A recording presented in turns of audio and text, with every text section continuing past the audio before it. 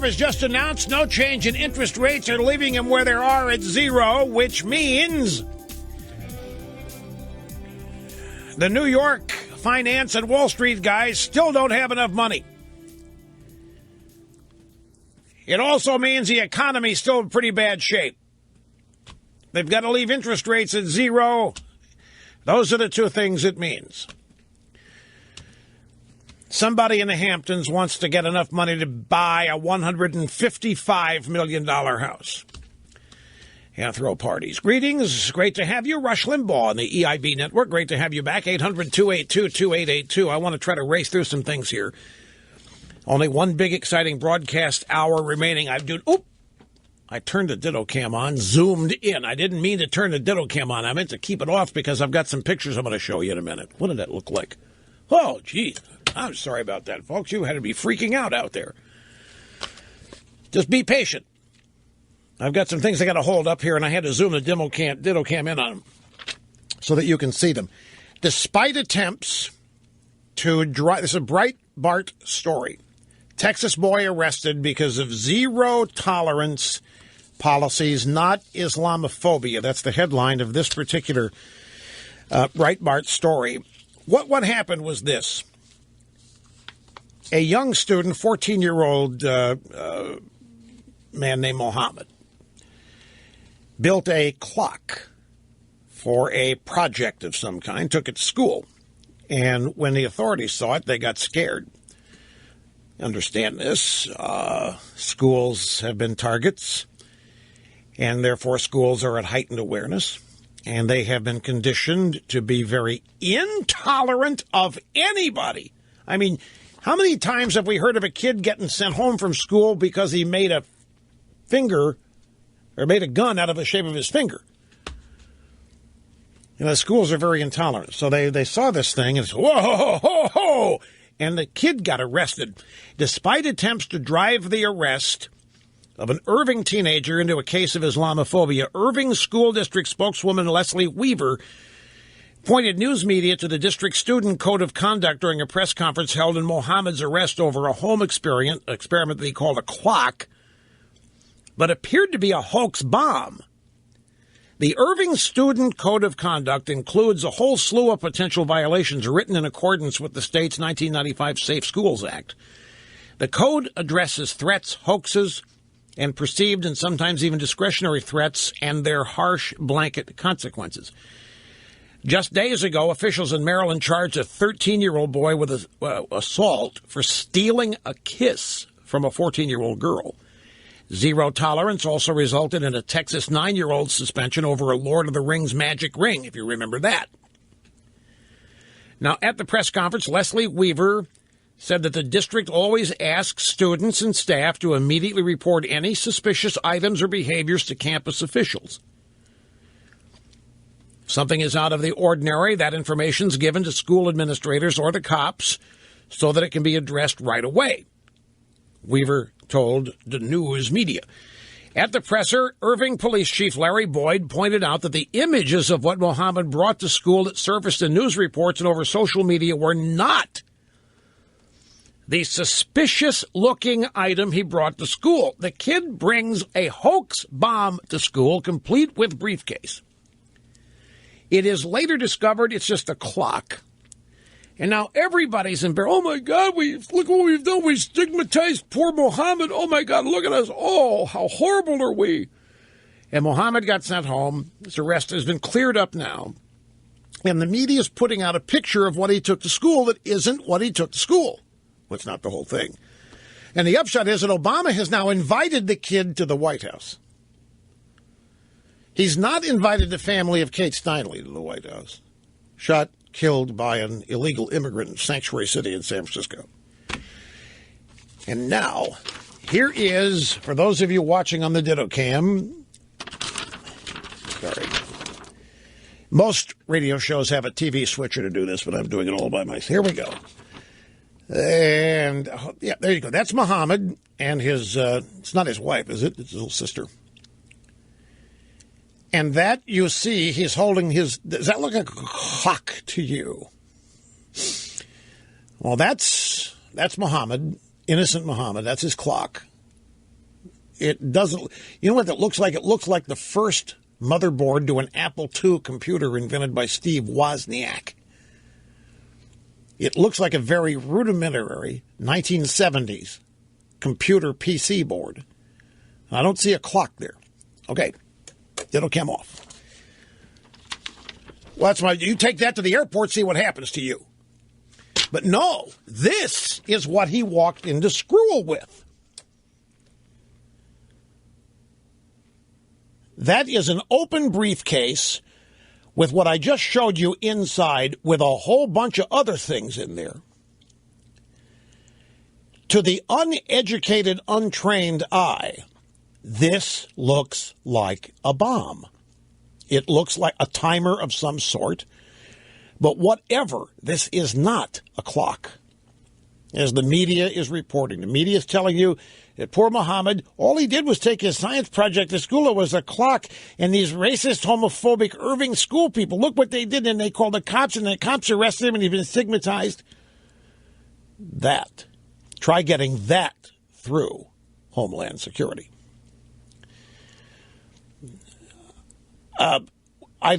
If he well, the Secret Service is going to let this in because Obama's invited him to bring this thing to the White House. So there you have it. Now I'm turning a Ditto Cam off, and we will have these pictures. Coco will take stills and put them up at rushlimbaugh.com for those of you who don't have the Ditto Cam. The Ditto Cam is for members only. It's television. You can watch this program take place live. You can do it on our website. You can do it on the rushlimbaugh.com app, which is the greatest way in the world to do it. The iOS App Store and at the Android app. What's that, Google Play? Google Play Store? We have an Android version of our app, don't we? It's over my protest, but I think we have it. But anyway, Coco will have the pictures if you don't have the Ditto Cam. Ditto Cam's for subscribers only. Now, the argument is raging here over what happened. How in the world could something like, how could we end up stigmatizing this poor kid? And so people have gone back and have recreated from history things that students have been sent home from school for or not allowed in school for. Pop-Tart guns, keychain charms. We have seen this story. No charges for this. This kid's name is Ahmed Mohammed, by the way. Charges will not be filed against. He's a 14-year-old Muslim high school student arrested after he brought in a homemade clock that a teacher said looked like a bomb.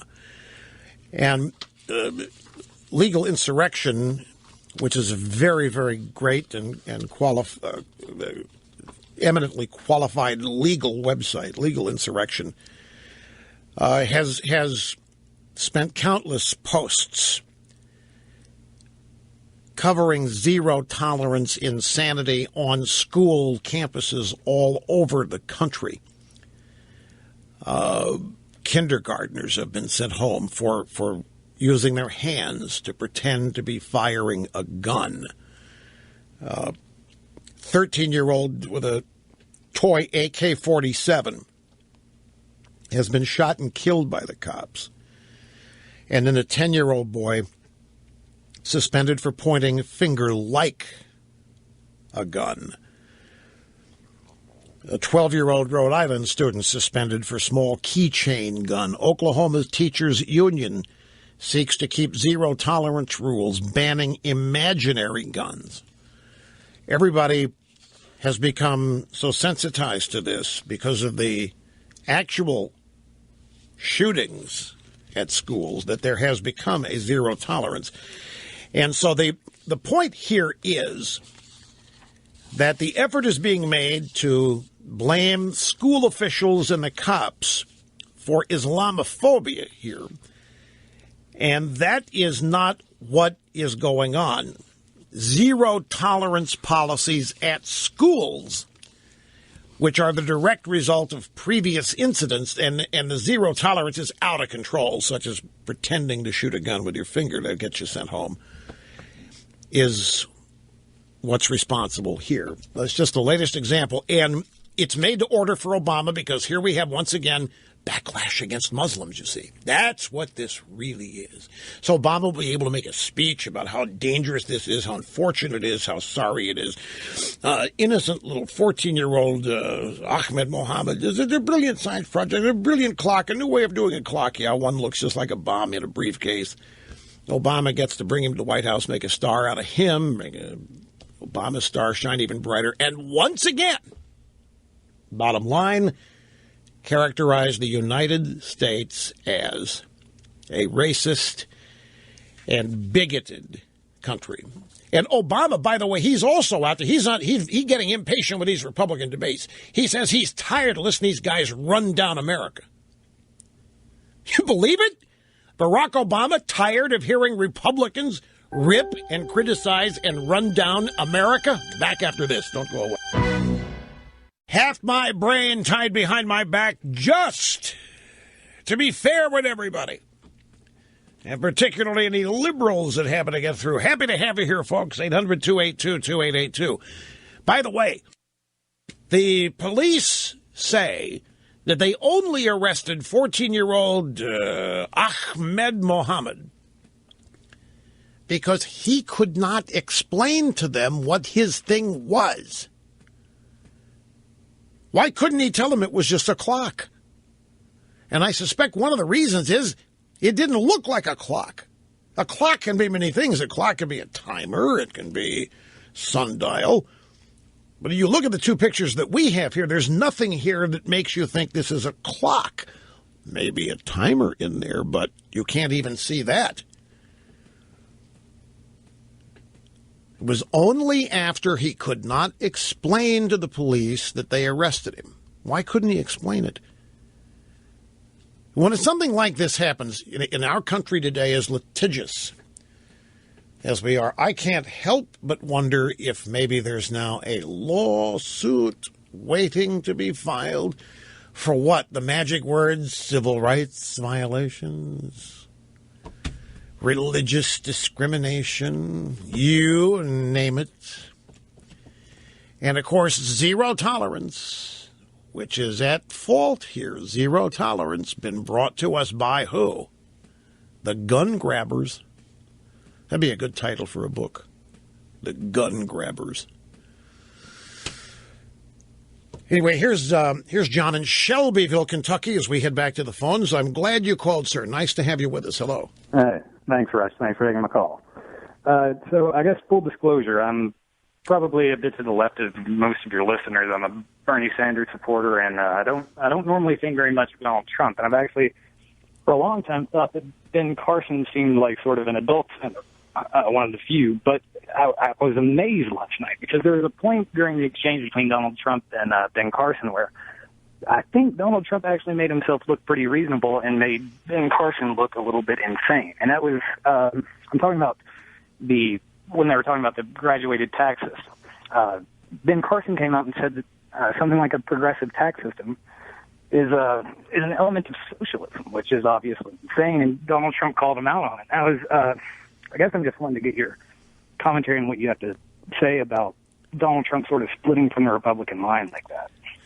Okay, I had real trouble. You're on a cell phone, and I'm having to follow you here on transcription. So I'm just now getting. You want to get my commentary on what I have to say about Trump splitting from the Republican line? Okay, that's where I didn't get. What did Trump split from the line on? So I guess most Republicans I've heard say that something like a progressive tax system, which aims to redistribute wealth, is something to do with socialism, which obviously it isn't. And that's what I've heard a lot of Republicans say. And it was interesting to hear Donald Trump come out and say that's actually not true, which it's not true. I guess really I'm just asking what you think about Donald Trump splitting from the unified line that Republicans give that progressive tax code is socialist. This is why I'm kind of I'm hedging or hesitating here, because I don't remember what Trump said other than he's going to go after the hedge fund guys. Right. I'm going to be honest with you. I gave up on this debate at 10 and 20-minute splotches about 2 hours and 10, 15 minutes into it. I got up and started doing other things. Yesterday was iOS 9 day, guys, and frankly, I wanted to play with some things on my iPhone. And I figured 2 hours and 10 minutes was plenty of devotion. So I got up. I must have missed this. I must have missed this exchange between Carson and Trump on taxes. I'm not trying to evade you.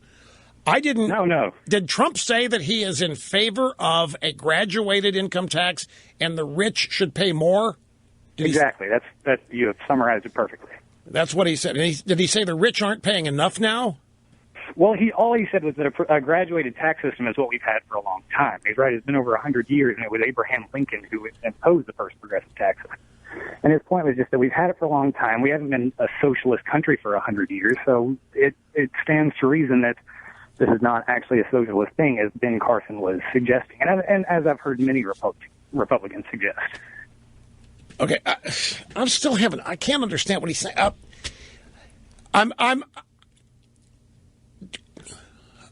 Ben. Okay. So what? I hate this. Is embarrassing for me. I'm trying to associate what you're saying with the fact that you said you support Bernie Sanders. I heard it.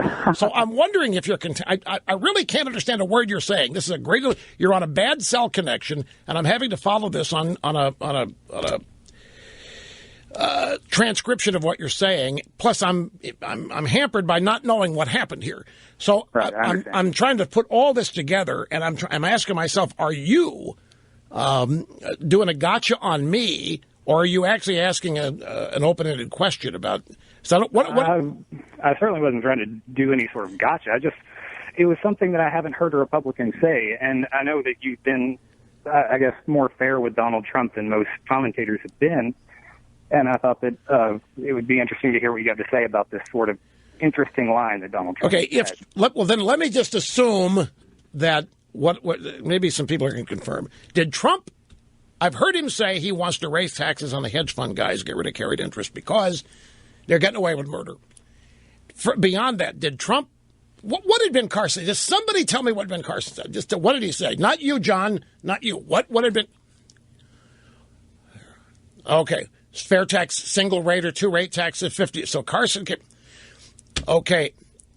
Okay. So the progressive. Oh. Okay. So we got a Bernie Sanders guy here ticked off that Carson called the progressive tax system socialist. So the Bernie Sanders guys ticked off about that, or not ticked off, but that got his.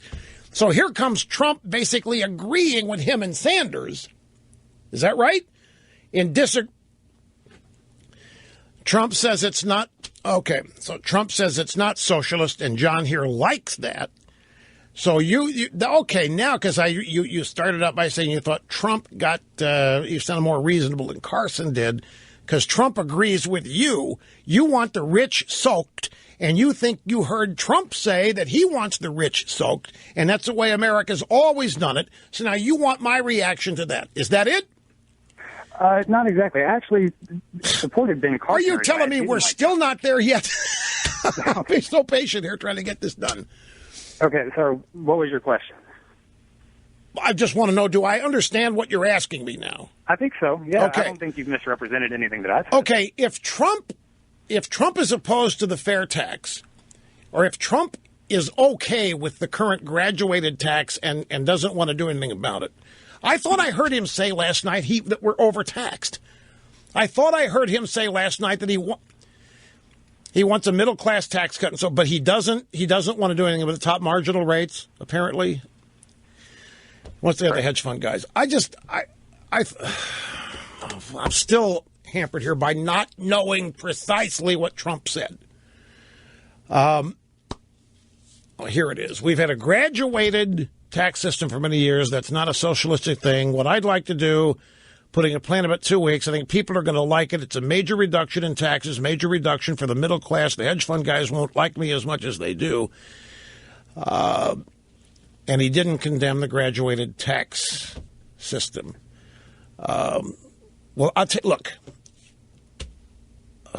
Now I'm down to 5. John, do not turn the radio off. I'm going to answer this after the break. I'm sorry it took me this long to get to where you started. Back after this. That's right. The saga continues. Okay. I have now availed myself of the transcript of the portion of the debate I was asked about. And the nub of it is Ben Carson claims that the graduated tax system is socialistic. I'll tell you where that comes from. A lot of people do. And you can find references to it in the famous Communist Manifesto. Communist Manifesto has 10 things that if you accomplish all of them, you have succeeded in converting your society to socialism on the way to communism. Graduated income tax is one of them. Public education is another. Probably many of you are very well aware of this. Where were these guys last night? These guys were in the Reagan Library. What did Ronald Reagan do? When Ronald Reagan took office in 1981, the top marginal tax rate was 90%. And the amount of money raised by the tax code was about $500 billion back then. When Reagan left office in 1989, there were 3 tax rates. Essentially 2, but there was a 31% bubble in there. But the top 90%, that marginal rate of 90% had been dropped to 28%. And the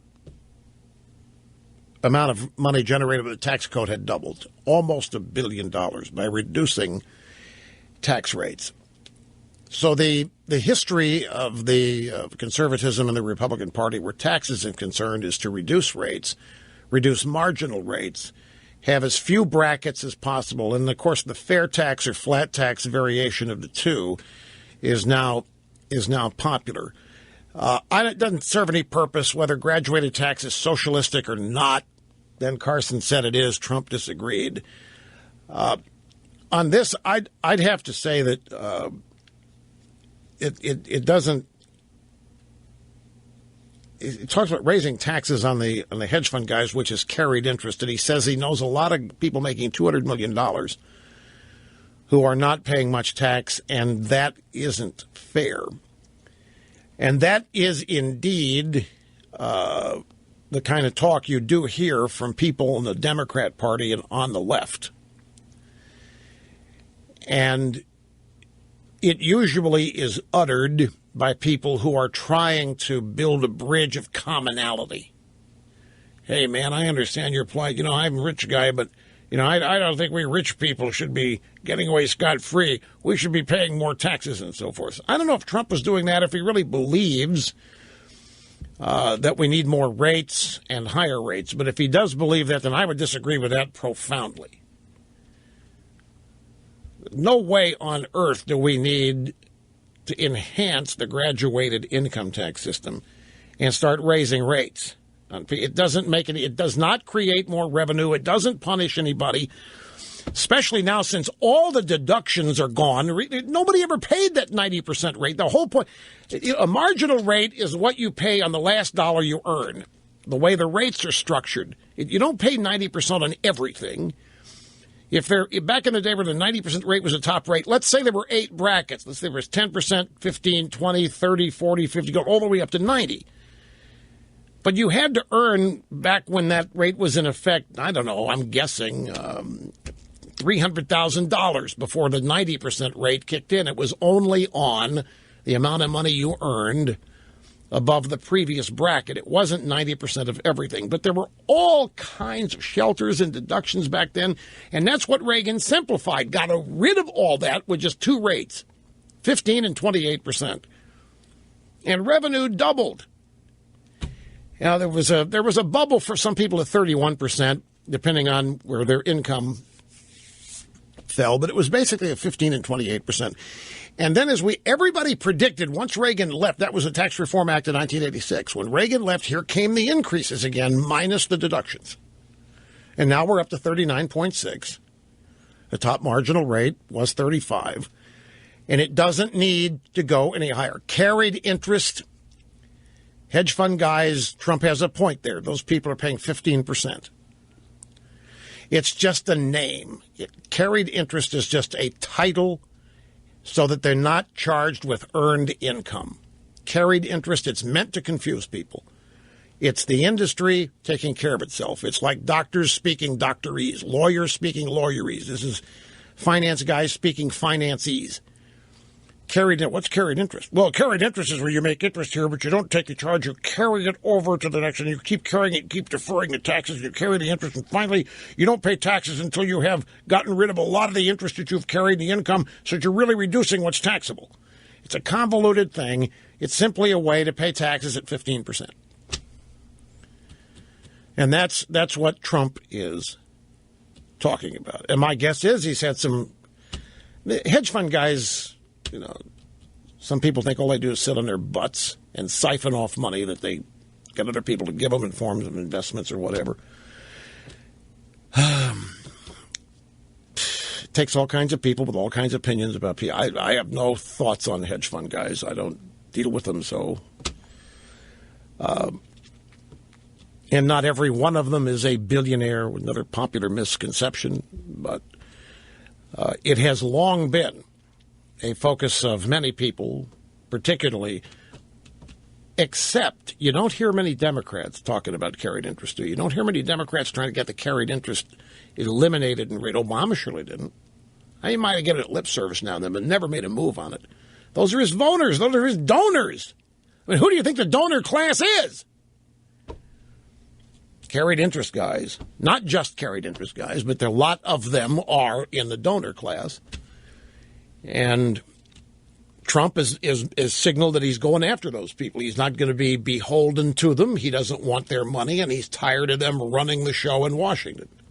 So I think in that sense it makes sense that he's going after carried interest. If he wants to raise everybody's marginal rates outside the middle class, no. That's not.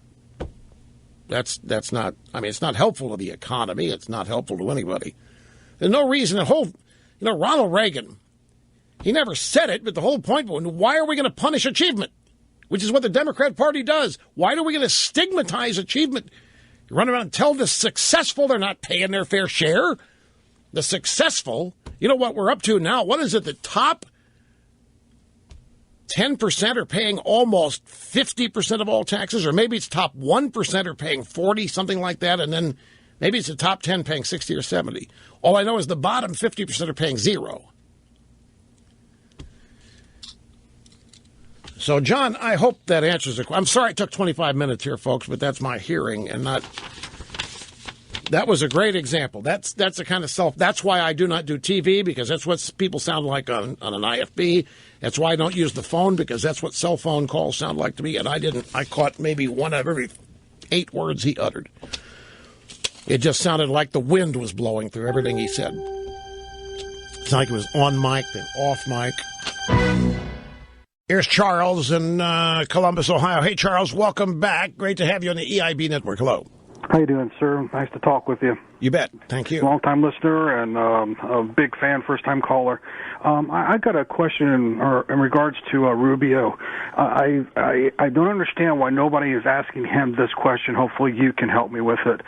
Rubio, during the immigration debate a couple years ago, whenever it was, he told the American public one thing, and then he goes to Spanish-speaking TV and says the exact opposite, basically lying to the American public. Why does nobody ask Rubio about that? I don't understand.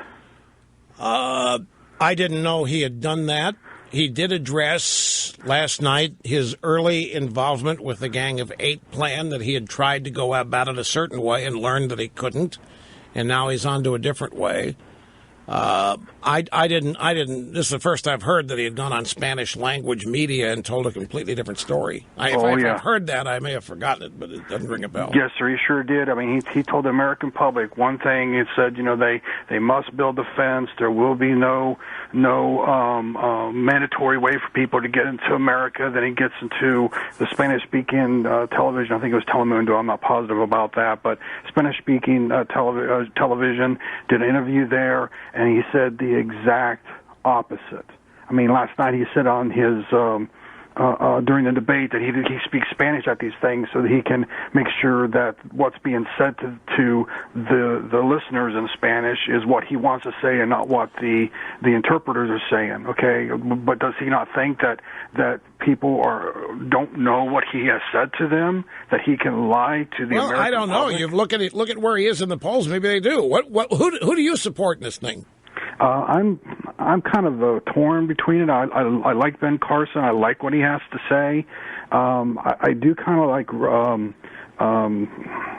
I don't know, Farino or whatever her name is. But I just don't know. I mean, right now, if I have to say anything, it'd be Dr. Carson. Well, I don't know about last night, but Rubio has been creamed for his dual stance on immigration. He's been creamed. I don't know about Spanish language, but he's been creamed for being part of the Gang of Eight.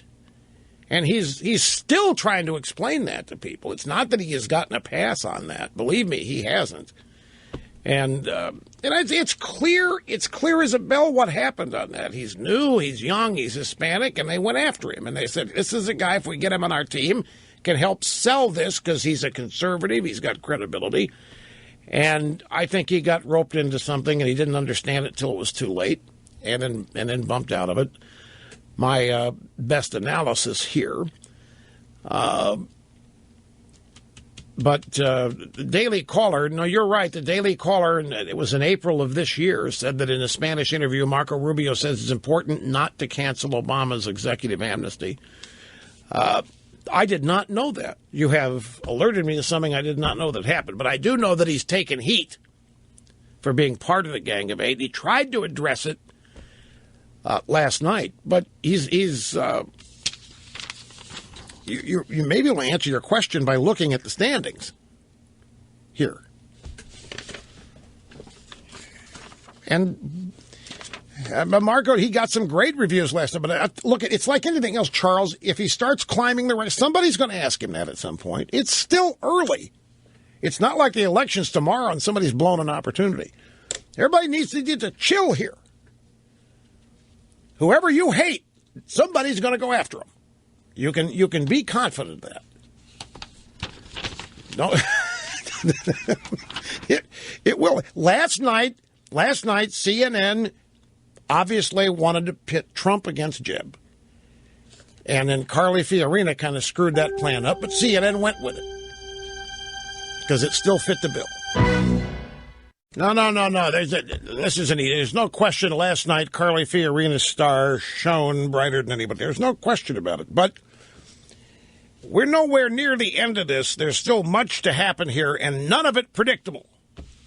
So, all in all, it was a good night for conservatism, provided those articulating it mean it, which is always what's up for grabs. And we will see you tomorrow. Adios.